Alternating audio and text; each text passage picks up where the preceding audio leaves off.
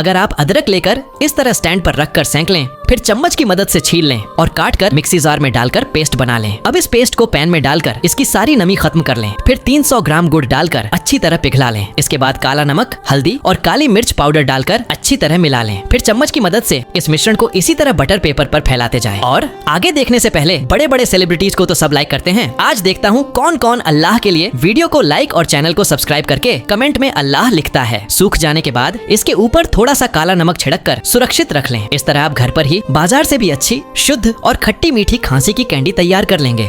Wow!